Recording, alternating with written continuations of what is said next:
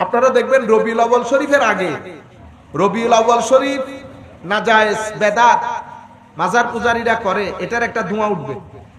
ফেসবুকের মধ্যে অসংখ্য আইডি খোলা হবে, লক আইডি।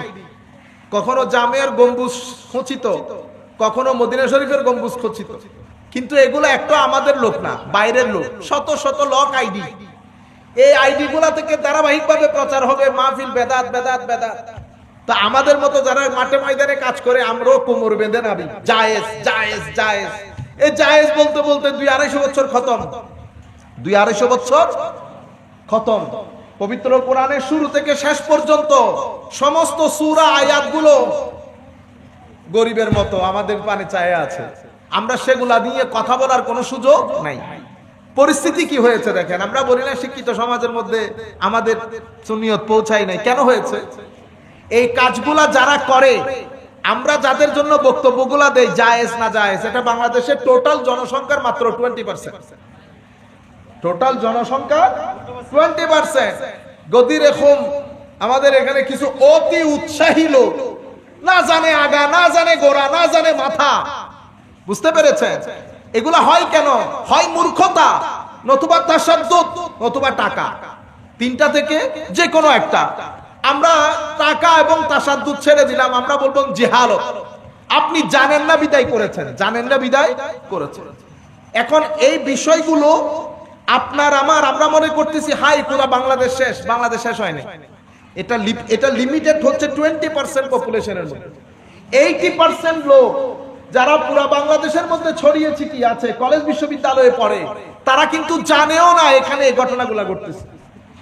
তো আমরা মেইন স্ট্রিম যারা 80% টোটাল পপুলেশনের, তাদেরকে যেহেতু আপনি কোরআন হাদিসের কথা বলতে পারেন নাই, আমার নবীর সুন্নতের কথা বলতে পারেন নাই, আমার নবীর আখলাকের কথা বলতে পারেন নাই, আমার নবীর মুআমালাতের কথা বলতে পারি নাই, সমাজ জীবনের কথা বলতে পারি নাই, আমার নবীর রাজনৈতিক জীবন বলতে পারি নাই, আমার নবীর সাহাবায়ে কেরামের মধ্যে পলিটিক্যাল ডেভেলপমেন্ট বলতে পারি নাই, আমার নবীর কোরআনের আলোকে কনস্টিটিউশন বলতে পারি নাই, আমার নবীর মানুষের সাথে ইন্টারন্যাশনাল ওয়ার্ল্ডের সাথে রিলেশনশিপ তুলে ধরতে পারি নাই, পারি নাই। সমস্ত বিষয় আনটাচড রয়ে গেছে।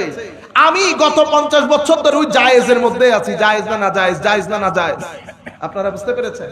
তো আমাদের কাছে ফেসবুক এগুলাই, এই আইডি গুলাই বাংলাদেশের মেইন স্ট্রিম যে টোটাল পপুলেশন, সেটার মধ্যে আমরা কাজ করি না। এটা আপনারা কিছুদিন পরে দেখবেন, ঠিক রবিউল আউয়াল শরীফ শুরু হওয়ার আগে 20-30 দিন আগে, 25 দিন 15 দিন আগে শুরু হবে আবার নাজায়েজ নাজায়েজ। আসেনি কোন মায়ের ছেলে রবিউল আউয়াল শরীফকে জায়েজ মনে করে, আমার সামনে প্রমাণ করবে।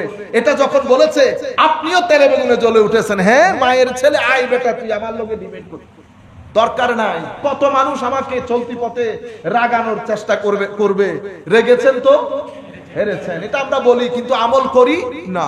এগুলো আমার কানের বাইরে, এগুলো আমার কানের বাইরে। এটা নির্দিষ্ট গোষ্ঠী চাচ্ছে আপনি যেন মেইন স্ট্রিম সোসাইটির মধ্যে ঢুকতে না পারেন। যার কারণে ফেসবুকে, ইন্টারনেটে, অনলাইনে যখন আপনি আমাদের বক্তব্য সার্চ করেন যে আমি আমার পারিবারিক জীবন কেমনে লিড করব, আমাদের কোনো বক্তব্য নাই। আমাদের সমস্ত বক্তব্য এই কেন্দ্রিক। আমাদের বক্তব্যগুলো, আমাদের ইন্টারেস্ট এই জায়গায়। নবী নূর মাটি, এটা 1000 স্টুডেন্ট ভর্তি হবে।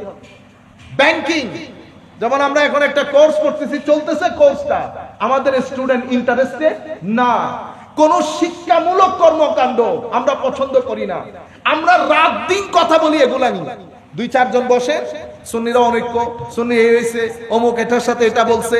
আপনারা নিজেরা বলেন, 2-4 জনের বক্তব্য, আপনি এই ফাঁকে কোরআন তিলাওয়াত আপনি করতে জানেন না, আপনি ওযু, নামাজ, রোজা, তাসবিহ, তাহলিল এগুলার ফরজ ওয়াজিব আপনি জানেন না।